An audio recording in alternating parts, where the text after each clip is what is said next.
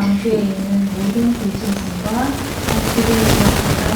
하나님이 바람을 땅 위에 불게 하시고 물이 줄어들었고.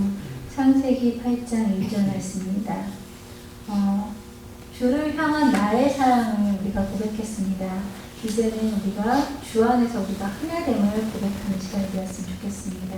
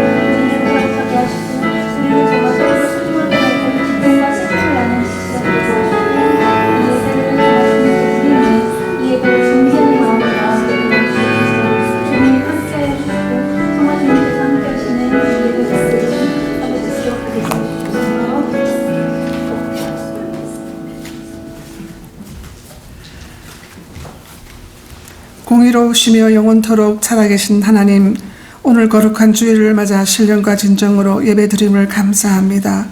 예배를 주관하시는 백봉기 목사님께 성령 충만하게 하시고 전년 우리 모두 예배의 삶으로 인도하여 주시옵소서. 코로나를 인해 많은 성도님들이 집에서 온라인으로 예배를 드리고 있습니다. 이제는 모두 다 교회에 나와서 예배 드릴 수 있도록 인도하시고 우리 교회의 부흥의 역사가 있게 축복하여 주시옵소서. 오늘부터 영권 예배가 시작이 됩니다. 주님, 많은 사람들이 모여서 주를 찬양하며 주님께 영광 돌리시며 부흥의 역사가 있게 도와주시옵소서. 환우들을 위해서 기도합니다. 김순자, 김옥향, 이희옥, 정선이, 최경숙의 건강 회복과 완전 치유가 되어서 주님께 영광 돌릴 수 있게 하옵소서. 우크라이나의 전쟁으로 인해 고통받고 있는 피난민들을 돌봐주시고 그들의 기도를 들어주시옵소서. 또한 김명찬, 양용성 선교사님들의 건강을 지켜주시고 그들의 사역에 필요한 모든 것 다 채워주시어서 주님께 영광 돌리며 주님을 찬양하게 도와주시옵소서. 이 모든 말씀 우리 주 예수 그리스도 이름으로 기도했습니다. 아멘.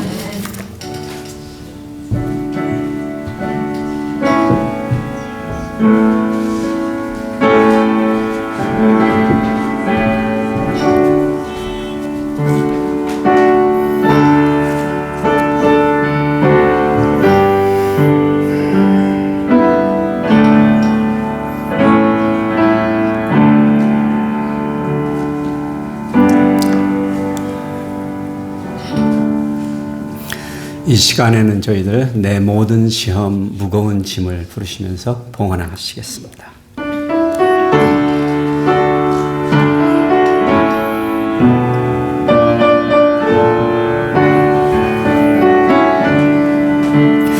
내 모든 시험 무거운 짐을 주 예수 앞에 아뢰이면 근심에 쌓인 날 돌아보사 내 근심 받아 맡으시네.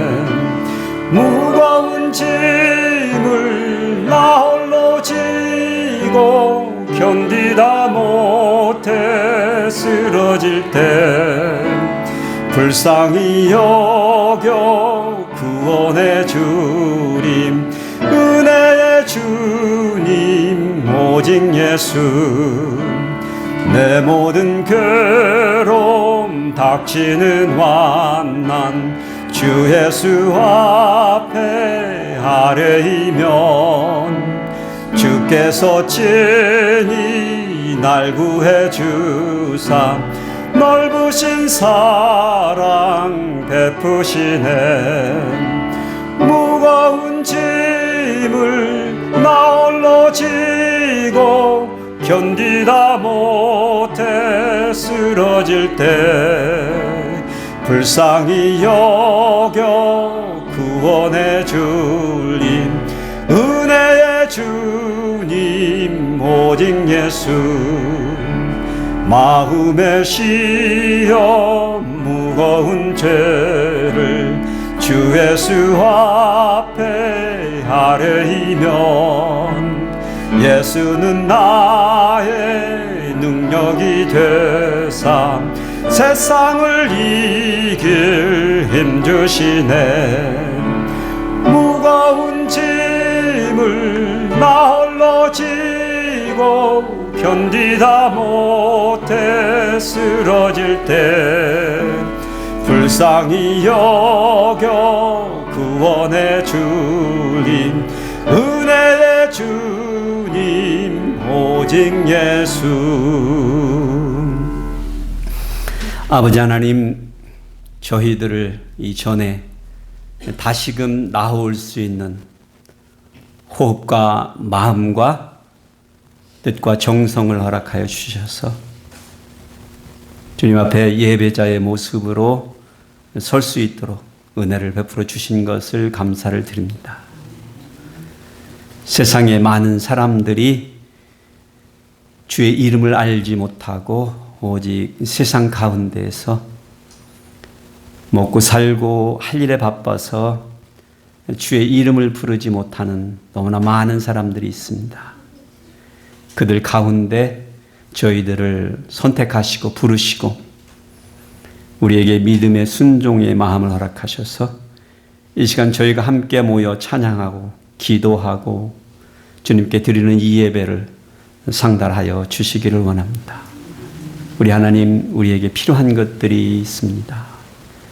우리의 마음의 평강이, 기쁨이, 감사가 필요합니다. 주님, 이 시간에 드리는 예배 시간 가운데 주의 영광의 임재를 저희들에게 보여주시고 성령의 충만함으로 저희를 채워주심으로 우리가 능히 아버지 하나님 세상이 줄 수 없는 하늘의 놀라운 비밀을 깨달아 알고 주님 주시는 그 평강을 누리며 그 사랑을 느낄 수 있도록 주님 함께하여 주시옵소서. 우리 하나님, 우리 환우들을 기억하여 주시옵소서. 한 사람 한 사람 그들의 부르짖음과 간구와 필요를 돌아와 주시고 그 육체와 한부를 주님 친히 만져주셔서 주의 역사가 일어나게 하시며 나음이 있게 하시며 그들이 아버지 하나님께 의지하고 믿는 마음 가운데서 일어설 수 있으며 주의 전에 나와 기쁨으로 어떠한 상황도 이겨내며 기뻐할 수 있는 예배자들이 될 수 있게 하여 주시옵소서. 주님, 선별하여서 정성스레 주님께 드린 헌금들을 기억하여 주시옵소서. 그 손과 마음과 그 가정들, 가족들, 자녀들을 기억하여 주시옵소서. 주님, 기업들을 기억하여 주셔서 늘 주님 이 세상에서 주를 믿어서 복받는 삶, 형통한 삶을 누린다라고 늘 간증하며 살 수 있는 사람들 될 수 있도록 우리 하나님 축복하여 주시옵소서. 이제 아버지 하나님 저희들 기도하고 찬양하고 예배하는 이 시간에 우리 주님께서 함께 해 주셔서 주님 저희들의 마음에 주님이 주시는 그 기쁨으로 늘 아버지 하나님이 주시는 평강으로 이 한 시간이 차고 넘치게 하여 주시옵소서. 감사드리며 우리 주 예수 그리스도의 이름으로 기도드렸습니다. 아멘.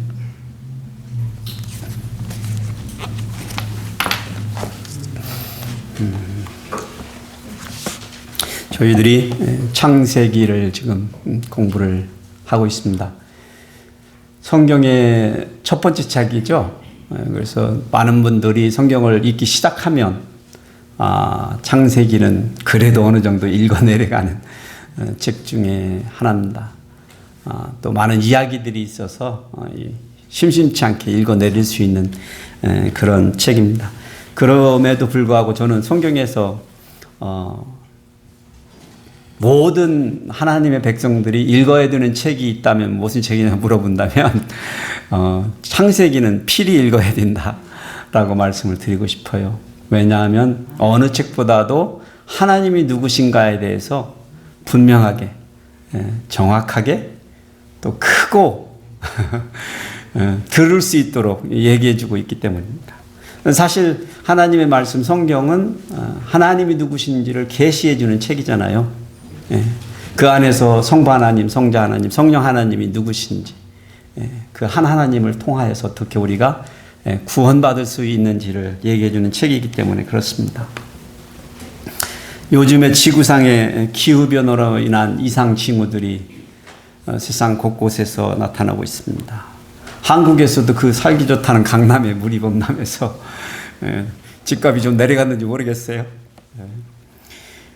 미국에도 그런 뉴스가 있었습니다.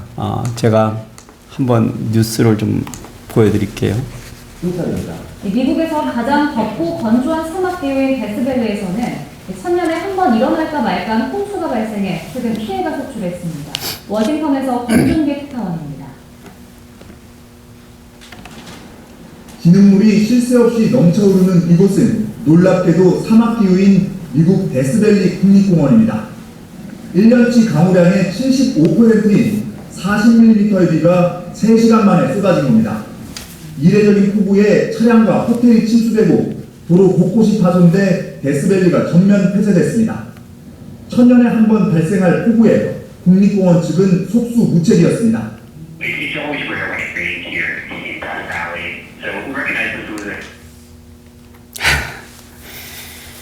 들으셨죠? 뉴스는. 근데 천년에 한 번 올까 말까 한 그런 데스밸리에 왔던 폭우. 이런 현상은 사실 오늘 우리가 배우려고 하는 노아의 홍수에 비하면 아무것도 아니다. 그냥 그 말이 하고 싶어서 보여드렸어요. 노아의 홍수할 때 홍수라는 이 성경에 쓰인 이 단어는 마뿔마임이라는 단어예요. 히브리어로 마뿔마임. 이게 근데 혼용어예요. 두 단어. 범람하다, 물이. 범람하는 물, 범람한 물. 그게 홍수라는 단어인데 중요한 거는 이 단어가 노아의 홍수를 지칭할 때만 쓰여졌어요. 성경에서. 그만큼 특별한 홍수예요. 맞불 마임. 마임이라는 말은 들어보셨죠? 물이라는 말. 오늘 키워드는 그래서 제가 범람이라는 단어를 골라봤습니다. 범람. 이 세상의 인간의 죄가 범람함으로 인하여 세상에 범람하는 부패와 죄악과 포악함을 하나님께서 싹 쓸어버리기로. 뭘로요? 범람하는 물로. 그렇게 하나님께서 결정을 하셔서 사실은 이 노아의 홍수는 종말론적 메시지가 강한 전에도 없었고 후에도 없는 그런 홍수입니다. 하나님이 약속해 주셨으니까 또 그렇기도 하겠지만 그래서 오늘 말씀을 저희들이 읽을 때 한번 생각을 해보시고 제가 설교 타이틀을 고심하다가 이렇게 정했습니다. 하늘과 땅이 깨져버리다. 저런 표현은 맞는 표현은 아닌 것 같은데 하여튼간 여러분이 비가 내리다 물이 넘쳤다라고는 표현이 안 되는 노아의 홍수입니다. 그래서 아마도 하늘이 깨지고 땅이 깨져서 벌어진 일이 아닐까. 그래서 말을 억지로 여러분들이 이렇게 각인되어 줄 수 있도록 만들었습니다. 오늘은 전에 여러분이 사시면서 홍수나 물로 수해 재해를 입어보신 적이 있으시면 한번 먼저 읽으시고 그리고 나머지 분들이 두 번째 읽으시겠습니다. 1절에서 14절까지 저희들이 교독하겠습니다.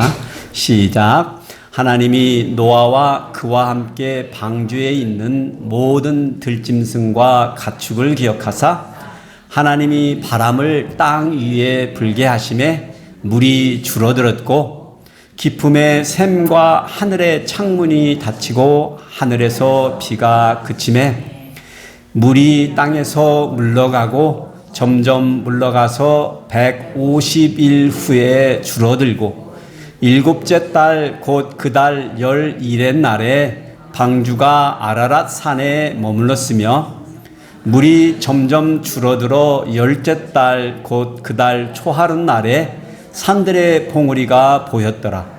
40일을 지나서 노아가 그 방주에 낸 창문을 열고 까마귀를 내놓음에 까마귀가 물이 땅에서 마르기까지 날아 왕래하였더라. 그가 또 비둘기를 내놓아 지면에서 물이 줄어들었는지를 알고자 하매 온 지면에 물이 있으므로 비둘기가 발 붙일 곳을 찾지 못하고 방주로 돌아와 그에게로 오는지라. 그가 손을 내밀어 방주 안 자기에게로 받아들이고 또 7일을 기다려 다시 비둘기를 방주에서 내놓음에 저녁 때 비둘기가 그에게로 돌아왔는데 그 입에 감람나무 새 잎사귀가 있는지라. 이에 노아가 땅에 물이 줄어든 줄을 알았으며 또 7일을 기다려 비둘기를 내놓음에 다시는 그에게로 돌아오지 아니하였더라. 601년 첫째 달 곧 그 달 초하룻 날에 땅 위에서 물이 거친지라. 노아가 방주 뚜껑을 제치고 본즉 지면에서 물이 거쳤더니 둘째 달 21의 날에 땅이 말랐더라. 아멘. 방주는 비록 노아의 일가족하고 이제 많은 짐승들과 새를 구원한 그런 이야기를 다루고 있죠. 그런데 결코 한 가정을 구원한 그냥 그런 이야기가 아닙니다. 이 이야기는 사실은 범민족적이고 전 세계적인 메시지를 전하고 있는 사실은 디바인 엔카운터, 하나님이 벌이신 일이십니다. 기후의 변화로 일어난 일이 아니라는 얘기예요.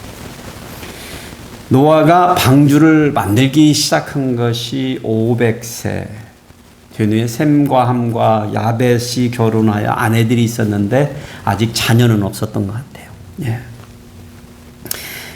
그래서 홍수가 온 게 노아가 600세잖아요. 600세. 그러니까 한 70년, 80년 정도를 노아의 방주를 만들었다라고 보는 게 제가 계산하는 방법입니다. 노아의 방주는 사실 많은 사람을 태울 수 있도록 크게 만들어진 배가 아닙니다. 제 생각에는 성경은 말해주고 있지 않지만 어쩌면 8명만 탈 수 있도록 설계되어지고 만들어졌을 거라는 게 제 생각입니다.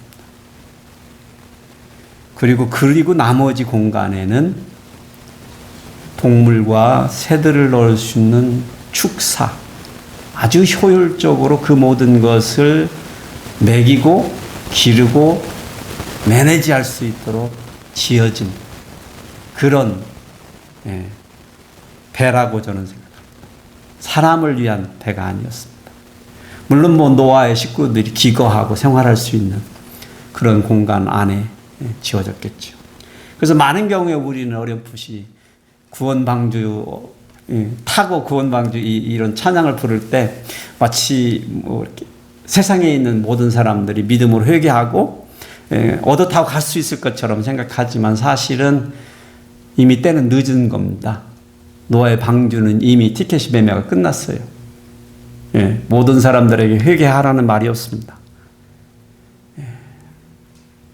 이제 여러분들이 벌써 깜짝 이 생각을 가지고 계시면 이게 그래서 종말론적 메시지구나. 하나님이 주시는 그 기회의 시간을 놓치고 나면 우리가 상상할 수 없는 어떻게 하나님이 그리 하실 수 있을까라고까지 우리 질문할 수 있는 그런 냉혹한 종말의 그날이 올 수 있다는 것을 우리에게 보여줍니다. 여러분들은 노아의 홍수 있었을 때 그 방주에 들어간 짐승들이 쌍쌍이 들어갔다고 생각하시면 좀 더 자세히 보시면 정결한 짐승들은 7쌍씩 들어갔습니다.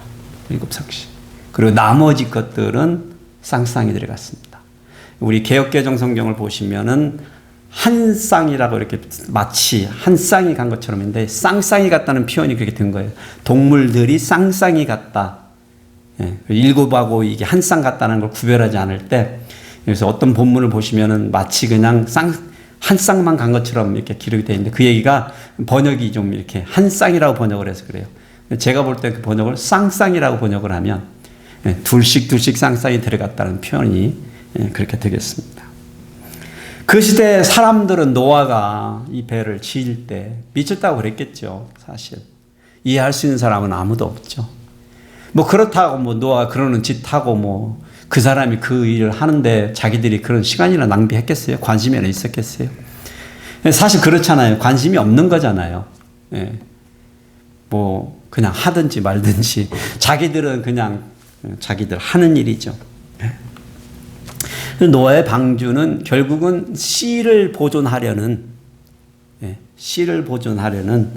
그런 생명의 씨를 보존하는 씨 보관소였던 것이죠. 왜 하나님께서 이런 극단적인 선택을 하시고 결정을 하셨는지에 대해서는 정확하게 이렇게 기록되어 있습니다. 그때에 온 땅이 하나님 앞에 부패하여 포악함이 땅에 가득한지라 범람한지라. 하나님 보시기에 온 땅이 천지가 사방이 지구상의 곳곳에 있는 모든 사람들이 모든 종족들이 하여튼간 그리했다는 것입니다. 그러니 하나님께서 그들을 땅과 함께 멸하리라 결정하셨다는 거예요. 이 계획을 하나님께서 노아에게 와서 말씀하시고 방주를 지으라고 명하신 것입니다. 그런데 한편으로 생각해보면 노아가 유독 이 한 사람이 선택을 받았잖아요. 네. 그래서 뭐 우리는 흔히 노아의 믿음은 잘 알고 있잖아요. 믿음 때문에 그리 됐을 거라고 이렇게 얘기를 하는 거 맞는 말입니다. 그런데 한번 좀 더 찾아보면 6장 8절에 보면은요 이런 말이 있습니다. 노아는 여호와께 은혜를 입었더라. 은혜를 입었더라. 여러분, 노아가 의인이더라. 당대의 완전한 자다라는 표현이 있습니다. 그런데 제가 한번 여러분에게 여쭤보고 싶어요. 세상에 인간이 완전할 수 있습니까? 완전 의인이 될 수 있습니까? 지금까지 저와 같이 말씀을 통해서 교제하시고 지금까지 보내신 여러분들의 답은 뭐라고 하세요? 없죠? 없습니다. 없습니다. 그러면 어떻게 노아가 완전한 자라는 표현과 의인이라는 표현을 통해서 그가 하나님의 은혜를 입었을까요? 저는 그냥 결론부터 말씀을 드리면 하나님이 그렇게 봐주셨다는 거예요. 이거 굉장히 중요한 부분이에요. 여러분 아무리 수고해도 소용없어. 그걸 보는 사람이 그 수고한다라고 봐주지 않으면 무의미하죠. 그렇죠? 여러분들 나름대로 모든 걸 다 바치고 뭐 다 해봤는데 누구 하나 알아주는 사람 없으면 기분이 어떠죠? 하고 싶지 않고 무슨 소용이야 이런 생각이 들잖아요. 그래서 저는 생각해봐요. 그 온 세상에 노아만큼 의롭고 완전한 사람은 또 없었을까? 그냥 생각만 해보는 거예요. 저 여러분이 감히 무슨 말씀을 드릴 수는 없을 것 같고 중요한 건 하나님의 은혜를 받은 자는 노아였다라는 거. 그 한 가족이 선택되었다라는 거. 그리고 여러분이 생각하기에 노아가 의인이고 완전한 자인데 식구들은 왜 따라와? 그러니까 하나님의 은혜죠. 그리고 여러분이나 제가 노아의 식구들만 보는 건 좀 unfair 이렇게 할 수도 있죠. 말씀드렸습니다. 세상에 페어한 건 아무도 없습니다. 아무것도 없습니다. 특히 하나님 입장에서는 그래서 하나님께서는 완전하신 분이시고 정의로우신 분이시고 그분이 선택이 옳으신 것입니다.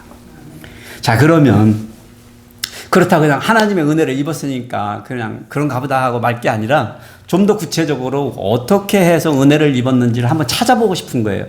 노아가 도대체 어떤 사람이길래 하나님께서 그냥 유독 그 한 사람을 고르셨어야 되는데 골랐을까 생각을 해보니까 세 가지를 제가 고를 수 있었어요. 첫째로 그가 하나님과 늘 동행했기 때문이다라는 것을 He always walked with God. 여기에 보니까요. 9절에 그렇죠. 노아는 의인이요 당대의 완전한 자다라고 표현하고 그리고 나서 말한 게 그는 하나님과 동행하였다 이렇게 썼어요. 제가 서론에 말씀을 드렸잖아요. 그가 의인이고 그가 완전한 까닭은 하나님이 그렇게 봐주셨기 때문이다. 그런데 궁극적으로 그가 그렇게 하나님 앞에 보여졌던 것은 그가 하나님과 교제했다는 것이죠. 함께 했다는 거죠. 소통했다는 것이죠. 사실 하나님이 그와 함께 함으로 인하여 그가 하나님이 뜻하시고 하고자 하는 일을 어떻게 했다고요? 알게 됐다는 거예요. 들었다는 거죠.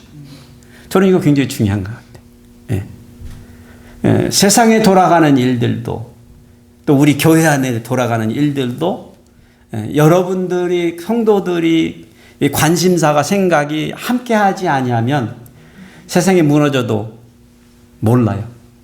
몰라요. 여러분 혹시 오늘 아침에 갑자기 생각이 나는데 우리 이 채소밭에 수박이 얼마만큼 자랐는지 아세요? 몰라요. 아시는 분? 몰라요. 모르세요? 몇 개가 있는지도 모르시죠? 하여튼 잘하고 있습니다. 야구공만 하던 것이 지금은 소프트볼보다 좀 더 커진 것 같아요. 그리고 더 조그마한 것들이 몇 개씩 올라오고. 결국은 우리가 함께 한다는 것, 동행한다는 것은 거기에 대한 관심과 거기에 대한 소통과 그 모든 것이 이루어지고 있다는 것이죠.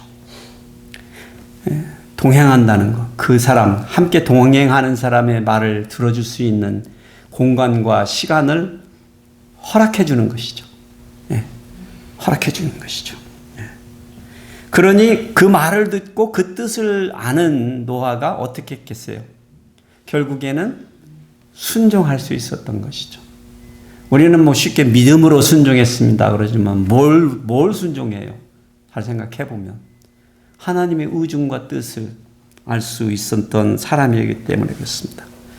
하나님께서 세상의 모든 사람이 자신의 창조의 섭리대로 세상에 이로운 존재, 해가 되는 존재가 아니라 덕이 되는 존재가 되기를 바라셨을 것입니다. 그런데 세상에 있는 인간들의 죄악이 범람함으로 부패와 죄악과 포악함만이 범람했다라고 그 이유를 밝히셨잖아요. 그래서 그 끝을 결심을 하신 거예요. 사실 세상을 향한 마지막 최후 통첩이죠. 사실 우리는 이걸 저는 받아들이기 어렵습니다. 이해하기도 어려워요. 아니 다 쓸어버린다? 모르겠어요. 제 성격으로는 감히 상상도 못할 결말입니다. 결말이에요. 그러함에도 하나님께서 그렇게 하신 이유는 그러는 가운데 노아의 한 가족 8명만을 선택하셔서 하신 이유는 그래도 노아가 하나님과 동행하며 순종하는 믿음을 하나님께 보였다라는 거예요. 그 당시의 사람들은 어떻게 살고 있었어요? 그 당시의 사람들. 사실 우리가 뭐 포악하다, 죄악, 막 이런 말을 쓰니까 엄청 그 지금 막 감옥에 무기수나 뭐 사형 선고 받아야 되는 그런 사람들과 같이 세상을 살았거니 생각을 하시겠지만 우리 주님께서 말씀하신 바에 의하면 마태복음 24장 38절 39절에 이렇게 돼 있어요. 홍수 전에 노아가 방주에 들어가던 날까지 사람들이 먹고 마시고 장가들고 시집가고 있으면서 홍수가 나서 자기들을 멸하는 것을 알지 못하더라. 이렇게 살았다는 거예요. 무슨 말이죠? 다들 잘 사신 거예요. 바쁘게. 하나님만 잊어버리고 산 거예요, 사실은. 다 자기 할 일 하고 바쁘게 잘 사신 거예요. 나 하나님만 잊어버리고 산 거예요. 세상 잘 돌아가고 있었어요. 그런데 오직 노아만 하나님께 귀를 기울이는 사람이었다는 거예요. 노아가 여러분 가난한 사람일까요? 저는 당대의 부자라고 생각합니다. 결코 바쁘게 살았던 사람들보다 가난하지 않았을 것입니다. 엄청난 부자였을 것입니다. 저 규모의 방주를 만들어낼 수 있는 재력이라는 것은 오늘날에도 몇 백억 불을 들여서 저거 미국 어딘가에다 지금 노아의 방주 쳐놨죠. 한국에서는 감히 그 많은 교회들이 합쳐서도 그걸 못 만들어냅니다. 근데 그 시절에 그리 하셨다는 것은 노아 엄청난 부자였을 것입니다. 규모가 어떻게 돼 있어요?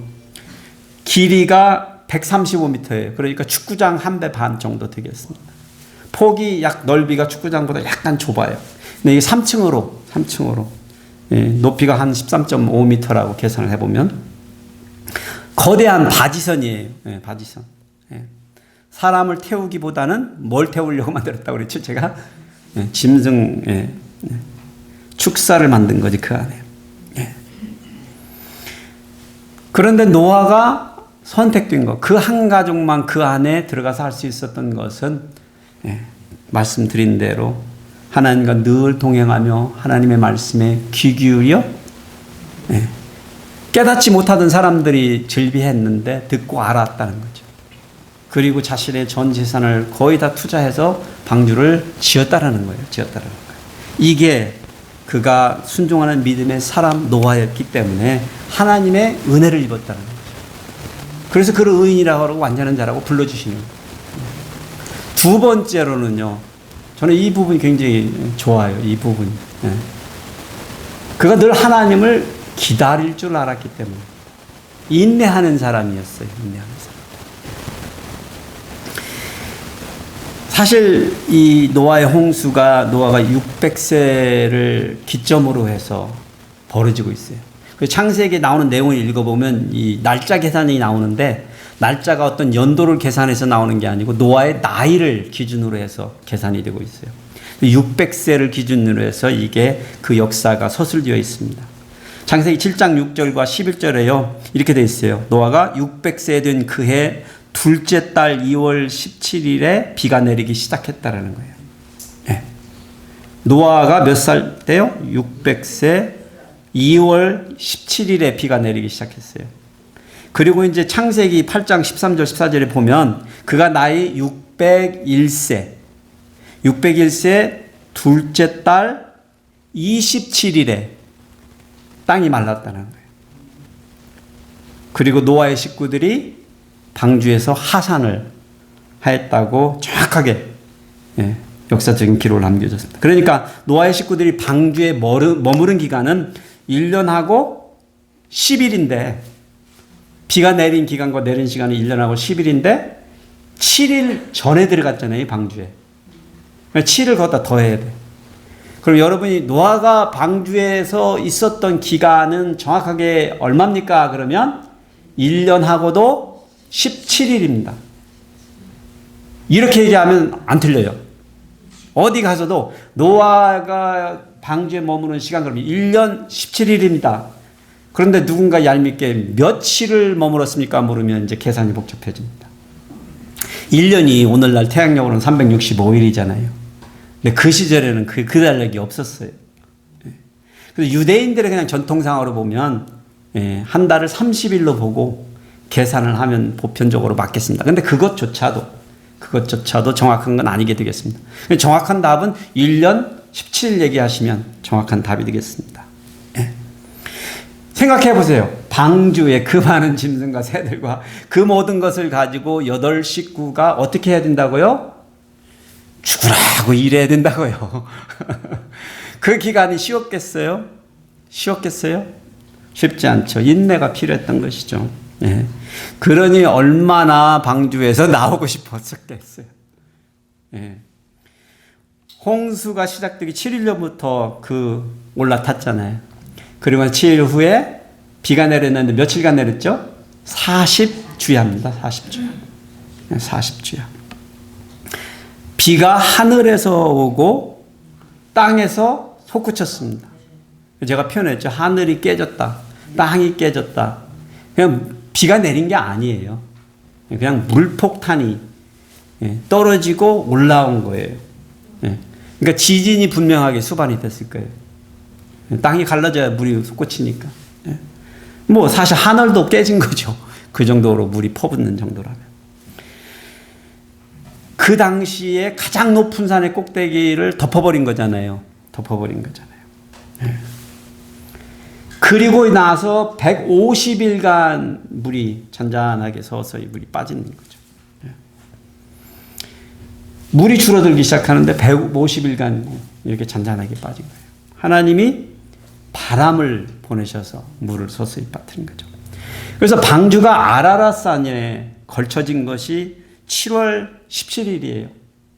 7달 만에, 비가 내린 지 7달 만에 그 방주가 산에 정착한 거예요. 중간에 아라랏산에. 그리고 나서 있다 보니까 산봉우리들, 다른 산들의 봉우리들이 보이기 시작한 게 10월달 초하루예요. 10월 1일. 그러니까 노아는 지금 내리고 싶으니까 어떡하겠어요. 계속 이제 물이 말랐나 찾보겠죠.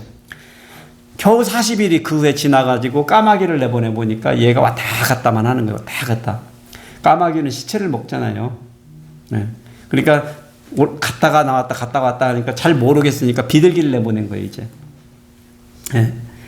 비둘기를 내렸는데 비둘기가 앉을 자리를 못 찾잖아요. 그러니까 돌아온 거예요. 또 7일 후에 다시 보내니까 갔다 와서는 뭘 물고 왔죠? 감람나무에 여린 싹을 물고 왔다고.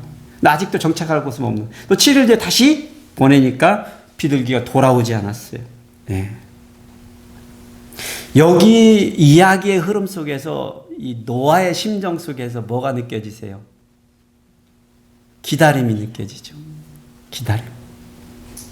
빨리 물이 줄어들어야, 빨리 땅이 말라야 내려가서 어떻게든지 살아볼 거 아니에요. 네. 이 지긋지긋한 방주 생활. 네. 그래서 사실 잘 보시면 10절에 또 7일을 기다려 비둘기를 내려놓고 또 7일을 기다려 하면서 이게 말이 우리는 쉽게 그냥 기다리게 읽어내리고 있지만 사실은 노아의 입장에서는 이 기다림이 결코 쉬운 기다림이 아닌 것이죠. 방주 안에서 이에 1년 17일간의 긴 기다림의 시간인 것이죠.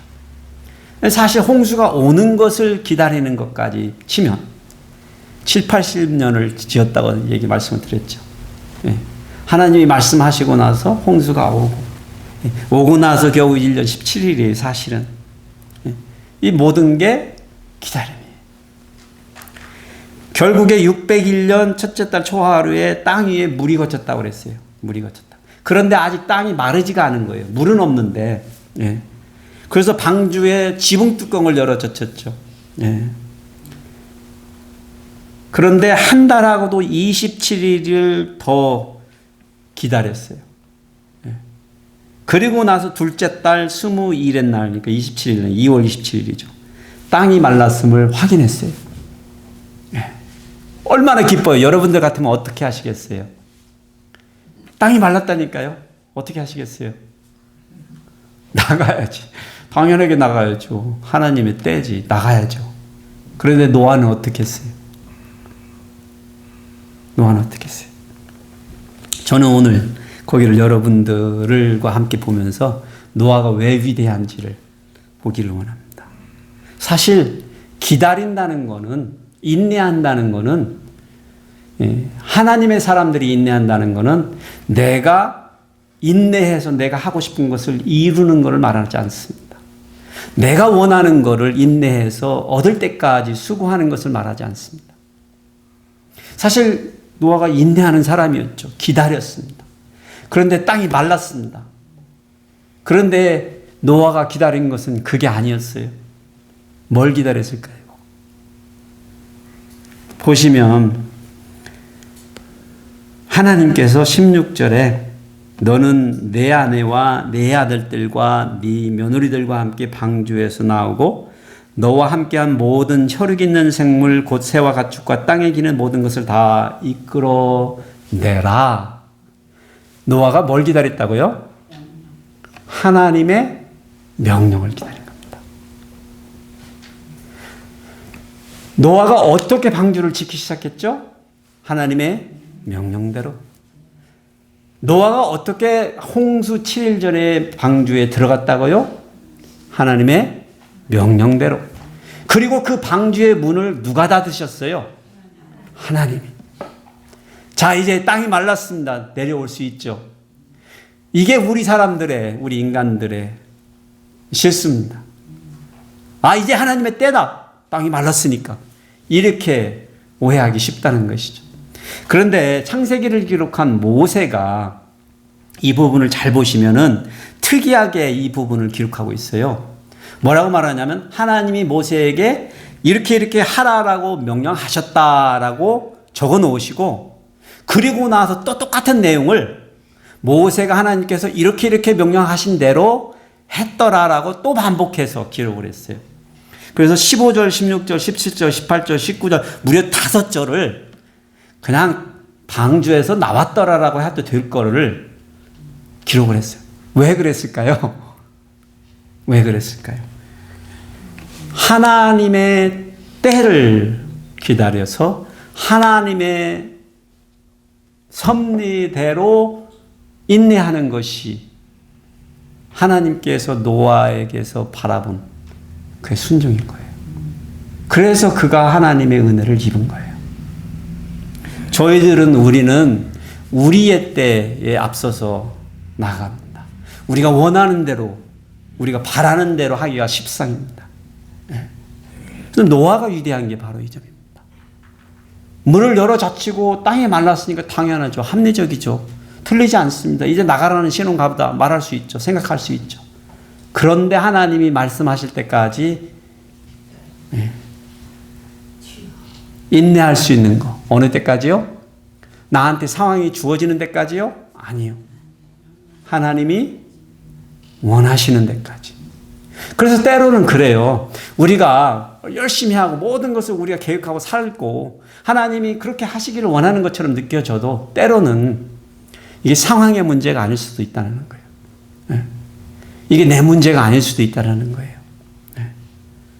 사실 여러분들이나 제가 믿음의 이 순례자의 길을 가는 것은 하나님의 은혜를 얻기 위해서는 하나님께서 우리를 참으로 의로운 자다, 완전한 자다라고 말을 하시기 위해서는 내 스스로가 능력이 있어지고 내 스스로가 인내하고 이런 멋진 삶을 만들어내는 것이 아니라 하나님의 뜻에 맞추어서 하나님의 때에 맞추어서 움직일 줄 아는 사람.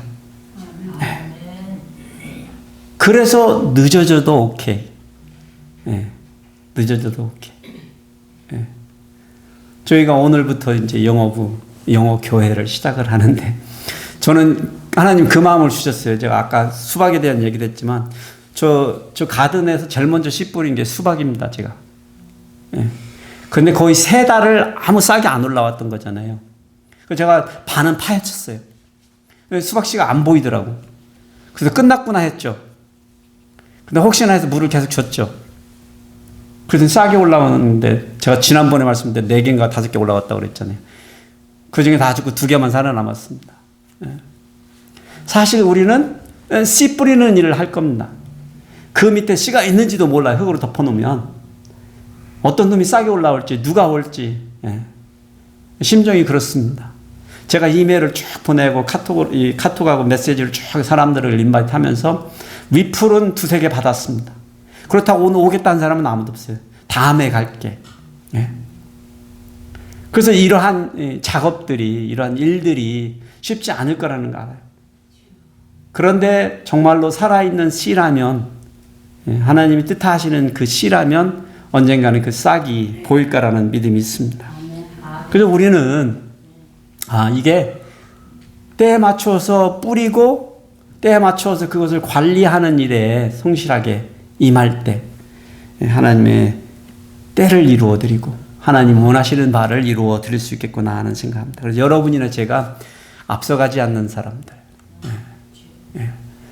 아무리 생각해도 합리적이고 효율적이라도 그것은 내 생각이고 하나님이 그것을 바라지 않을 수도 있다는 거예요. 어떤 때는 그냥 어떤 때는 내 삶이 이렇게 공고한 것을 바라신다는, 이게 말이 되는 얘기예요. 여러분 받아들이시겠어요? 하나님이 내가 힘들어서 지쳐서 막 그러기를 원하신다는 거야. 너 힘 좀 빼 이러신다는 거예요. 어떻게 하시겠어요?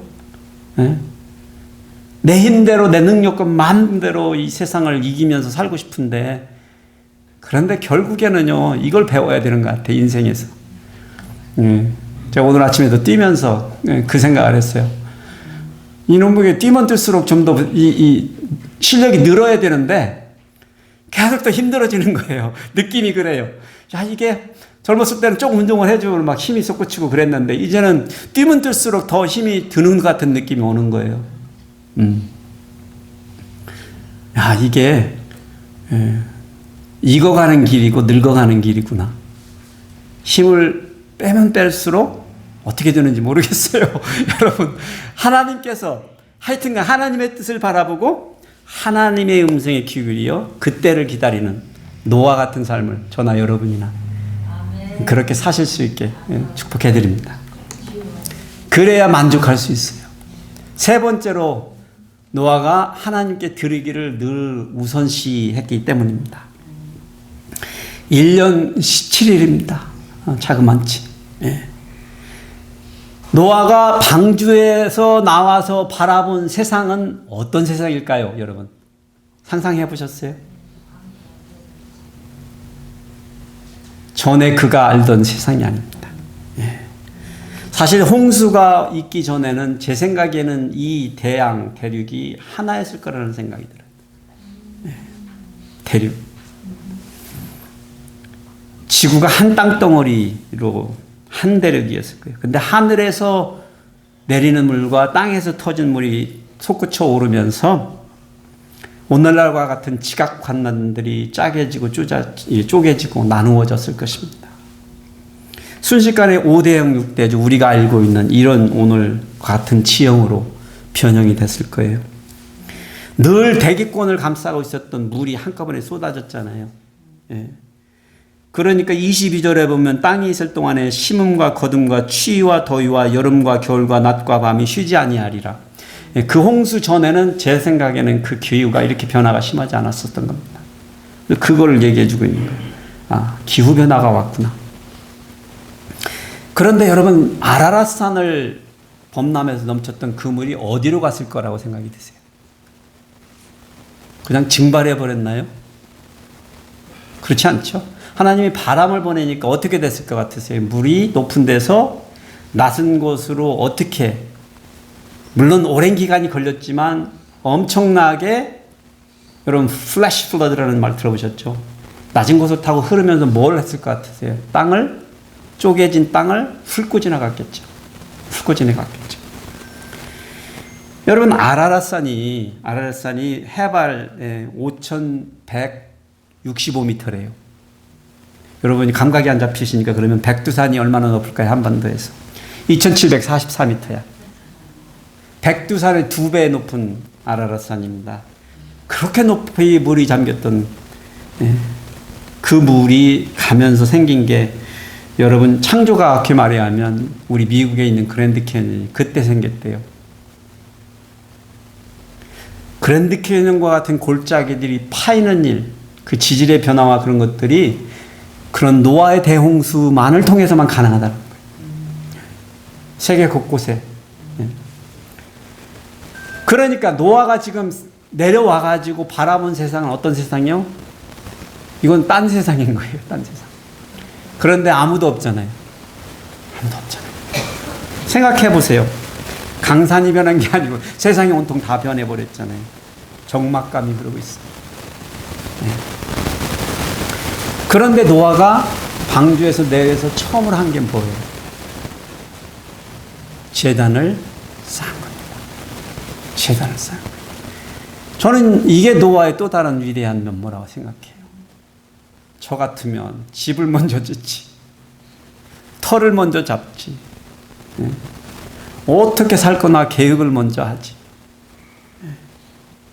그가 여호와께 제단을 쌓고 모든 정결한 짐승과 모든 정결한 새 중에서 제물을 취하여 번제로 제단에 드렸더라. 왜 정결한 짐승들을 7상씩 실었는지 아시겠죠? 번제로 드려도 남을 만큼 실었던 것이죠. 그러니 하나님께서 그 제물의 향기를 받아주셨다라고 간단하게 얘기합니다. 그리고 하나님께서 사람으로 말미암아 땅을 저주하지 아니하리니 이는 사람의 마음이 계획하는 바가 어려서부터 악함이라.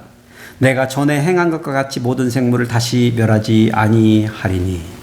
이거 혹시 들으셨는지 모르겠어요? 하나님이 뭐라고 그러시냐면 땅을 다시는 이제 노아의 홍수 같은 걸로는 이제 저주하지 않을 건데, 사람의 마음이, 여기 사람이 누구예요? 살아남은 놈, 노아와 노아의 가족들이죠. 근데 보세요, 뭐라고 하시는지. 사람의 마음이 계획하는 바가 어려서부터 악함이라. 아니, 하나님이 은혜를 주셔가지고 골라가지고 의인이고 완전한 자인데 하나님은 아시는 거죠. 아시는 거죠. 그놈도 어려서부터 악하다는 거예요. 참 대단하시죠, 우리 하나님. 사실 여러분과 저에게 주신 하나님의 은혜도 마찬가지라고 생각합니다. 우리가 완벽하게 성화를 이룬 사람들이라서 우리에게 이 특권 주시는 것이 아니라 여전히 악함을 알고 계시고 그저 하나님의 눈으로 봐주시고 은혜를 입게 하셨습니다. 이렇게 한번 보세요, 서로를. 그냥 치근하게 보세요. 참 하나님의 은혜를 입지 않았으면 어떻게 살았을까, 이 옆에 사람이. 야, 어떻게 살았을까. 근데 우리는 알아요. 아, 그렇지. 나만 위해서 살고 그냥 그 시대의 노예 사람들처럼 그렇게만 샀을 그런 사람들입니다. 그래서 오늘 우리가 본문을 통해서 깨달아야 될 것은 하나님의 은총을 받는 사람은 온전하거나 의로운 사람이 아닙니다. 하나님을 예배하는 것을 최우선으로 하고요. 인내로 하나님의 때를 기다리고요. 신실하게 하나님께 순종할 수 있는 사람입니다.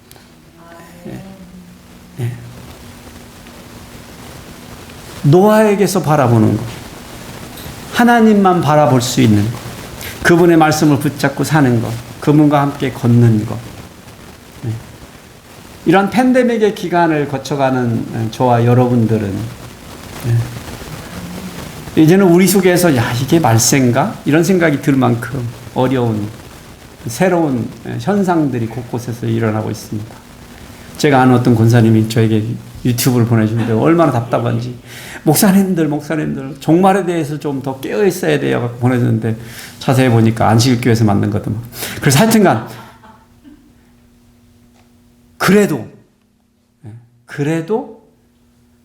노아의 홍수의 메시지는 무슨 메시지라고요? 종말에 대한 메시지입니다. 우리 간단히 그냥 믿어서 구원받자는 메시지가 아니에요. 하나님께서 마지막 날에 그 때 한 날은 정하셨다라는 걸 잊지 말자는 거예요. 그래서 여러분이 오늘 저희들 이 말씀을 들은 저희들은 이제 오늘 교회 문을 나서실 때 한번 생각해 보세요. 아, 내 가슴 속에, 내 심장에서는 내 심장을 뛰게 하는 것이 무엇인가? 내 심장을 뛰게 하는 것이 무엇인가? 내가 세워놓은 비전인가? 내가 이루고자 하는, 성취하고자 하는 과업인가? 무엇인가? 여러분들이 그냥 하루하루 살아요라고 하시는 분도 계시겠지만, 그리고 내 심장을 뛰게 하는 게 무엇인가? 노아에게는 분명하게 그것이 하나님께서 들려주시는 말씀이었을 것입니다. 하나님께서 오셔서 오늘이다라고 하시는 것을 그렇게 기다리고 바랐을 거라는 생각이 들어요. 저와 여러분도 그렇게 하나님의 뜻을 헤아리고 하나님의 말씀에 귀 기울이며 하나님과 동행하시는 하나님의 때를 기다리시는 그렇게 하나님께 먼저 나아가기를 기뻐하시는 여러분들 되시기를 축복해 드립니다. 기도하시겠습니다. 아버지 하나님 감사합니다. 참으로 아버지 하나님, 당대의 노아는 위대한 믿음의 사람이었음을 저희들이 바라봅니다. 그러나 그 또한 우리와 별반 다를 바 없는 사람이었던 것을 배웠습니다. 우리 하나님, 노아의 홍수의 때가 같은 종말은 다시는 우리에게 그렇게는 하지 않으시겠다고 약속해 주셨음에도 결국 마지막 날에 대한 아버지 하나님, 그 날이 올 수 있다는 거, 오고 있다는 것에 대한 메시지는 저희들이 누누이 성경을 통하여 배우고 알고 있습니다. 아버지 하나님, 우리가 때로는 늘 바쁘게 살아서 하루하루가 우리가 하고 싶은 것을 하면서 살아서 우리가 뒤돌아볼 여유가 없고 기다릴 여유가 없이 사는 것을 고백합니다. 우리 잠시 가던 일을 멈추고 주님, 나의 심장을 뛰게 하는 것이 무엇인지 묵상하게 하여 주시옵소서.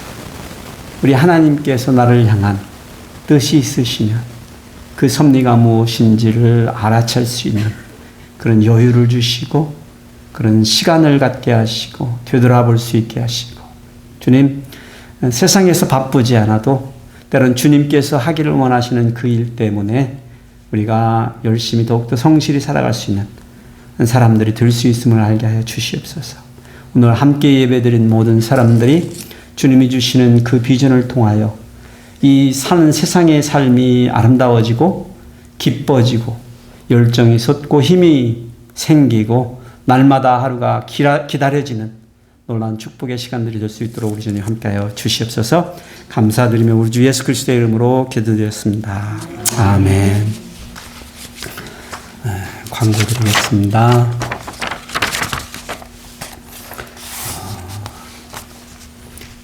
원오원 훈련을 아직 안 받으신 분들 받으셨으면 좋겠고요. 이제 10월 달로 접어들 때쯤 되면 저희들이 새로운 새해 계획들을 세워야 되고, 그런데 같이 이제 이렇게 손을 맞잡고 일을 하려면 좀 이렇게 보조를 맞춰가야 되니까 그러한 부분들이 필요합니다. 그래서 좀 해주셨으면 감사하겠는데, 9월 달부터인데 이게 9월 초라는 말은 아닙니다. 그래서 9월 달 제 생각에 한 셋째 주나 넷째 주 정도에 라마드 훈련을 아마 시작을 하려고 합니다. 금요일 날 모임이겠죠. 제가 계획은 하고 있었는데 날짜를 좀 미루고 있었어요. 계속. 원어원 때문에. 근데 하고 싶어 하시는 분들이 좀 있으신 것 같고, 또 이제 하긴 해야 되죠. 그래서 금요일 날 이렇게 모이는 시간대를 생각하셔서 준비들을 좀 해주셨으면 좋겠고요. 계속해서 코비드 확산되고 있는데 마스크 착용하실 수 있으시면 하시고 이렇게 좀 서로를 보호하시고요. 오늘부터 이제 11시에 여기에서 영업군 교회 모임이 시작이 됩니다. 누가 오는지 아무도 모르고 아무도 안 와도 괜찮습니다. 우리 하나님이 함께 하실 것입니다.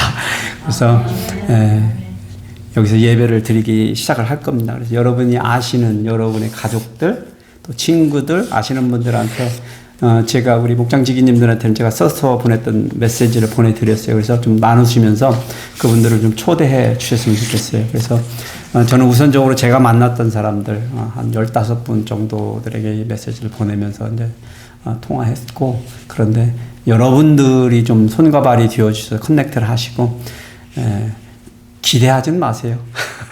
오라고 한다고 해서 오는 게 아니잖아요. 그렇지만 여러분들이 적어도 그래도 이렇게 툭 던져놓으면 기대하지 않은 사람이 온단 말이에요. 그래서 그게 필요해요. 저도 어제 바로 옆에 나무 앞에 아래에서 의자에서 책을 읽고 있는 한 사람을 만났어요. 이렇게 뒤에서 보니까 동양 사람인데 저 펜스 안에 들어가야 되는데 안 들어가고 여기 우리 집 앞에서 그러고 책을 보고 있더라고. 그래서 이렇게 뒤에서 가서 말을 걸까 하다가 이렇게 앞으로 휙 지나가 봤어요. 그랬더니 아시아 계통 사람이더라고요. 다시 와가지고 인사했어요. 인사했는데 우리 신학교 동창이더라고. 타일랜드 사람인데 선교사예요. 이 옆에 교회 중국 교회에 오늘 밤에 어젯밤이죠. 그러니까 어젯밤에 선교 보고를 하려고 왔다고. 그래서 선교사로 활동하고 있다. 그래서 제가 선교관에 들어오라고 해서 커피 좀 대접하고 같이 비전도 쉐어하고 그냥 만남이죠. 만남이죠. 타일랜드 사람이니까 자기들 교회는 없잖아요. 그러니까 중국 교회를 돕고 또 타일랜드 방문해서 선교하고. 그런 만남의 시간 가질 수 있었습니다. 그래서 여기 앞에 이 사인 보셨어요, 혹시? Free Prayers and Worship. 제가 방에 앉아서 쭉 보고 있는데 굉장히 많은 어트랙션을 끌고 있어요. 지나가면서 그걸 보고 얘기를 하는 것을 제가 계속 봅니다. 그거 그려준 사람이 우리 교회에 화가님이 계시죠.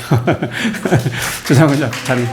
사실은 이번 주에 그게 아이디어가 떠올랐는데 내가 쓰기에는 글씨체가 안 되고 그래서 급하게 전화를 드렸는데 그날 와가지고 바로 만들어 주셨어요. 그래서 근데 효과가 진짜 지금 대목이잖아요. 이 앞에 왔다 갔다 하는 사람이 수백 명인데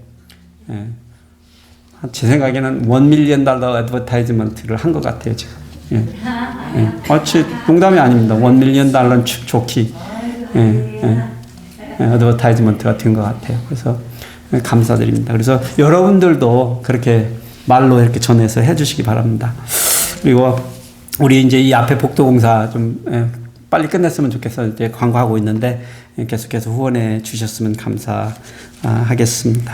그리고 우리 환우들을 위해서 계속해서 기도해 주셔서 함께 예배 드릴 수 있도록 하시기 바랍니다. 그리고 제가 계속해서 생일을 맞이하는 사람들 적어내고 있습니다. 여러분들 그냥 읽고 잊어버리라는 게 아니라 서로 왕래하시라고. 예. 저도 자꾸 잊어버리고 그러는데 여러분들도 잊어버리지 말고 서로 왕래하시라고 하는 거니까 그렇게 교제해 주시기 바랍니다. 그러면 다 같이 일어나셔서 영광 찬송 부르시면서 예배를 마치시겠습니다. 너 시험을 향해.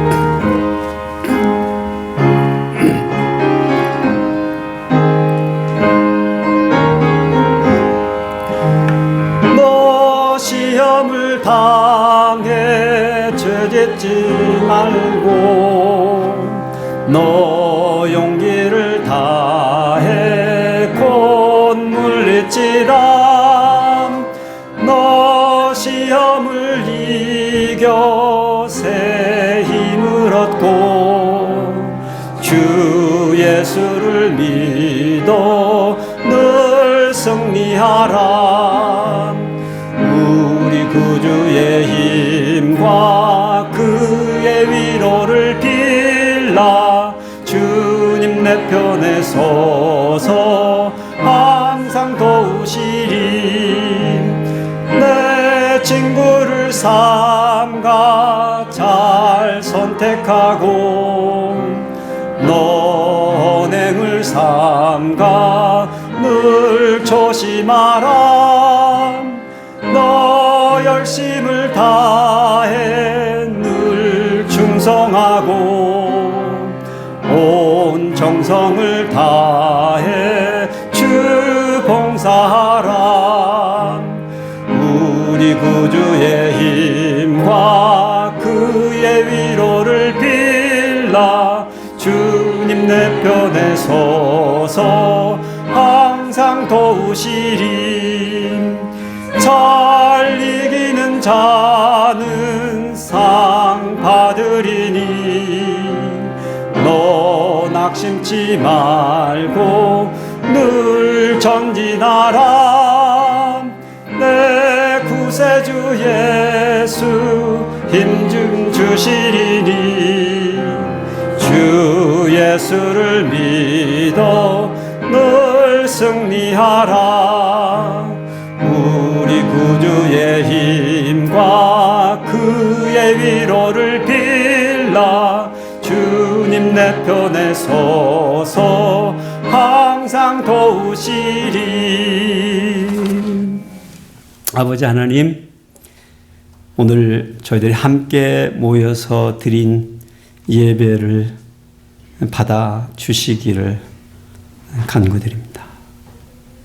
오늘 함께 이 자리에 서서 주님께 모든 것을 드려서 주님께 예배한 이 마음들에 주님 세상이 줄 수 없는 기쁨과 감사와 찬양을 허락하여 주시옵소서. 주님이 바라보실 때 저희들이 온전한 자가 되고 의로운 자가 될 수 있도록 주님 늘 항상 저희들 주님과 동행하기를 사모하게 하셔서 바라건대 비록 우리는 부족하고 연약하지만 주님의 은혜 가운데 사로잡힌 자가 되게 하여 주시옵소서. 이제는 우리 주 예수 그리스도의 은혜와 하나님 아버지의 사랑과 성령님의 교통하심이 우리 성도들에게 임하사 건강에 복을 베풀어 주시고 안전의 걸음을 지켜주시며 주의 영광이 우리의 얼굴에 늘 비추사 날마다 우리의 가정과 우리의 교회와 우리의 기업 속에 소망과 평강과 기쁨이 늘 넘치시기를 축원합니다. 아멘.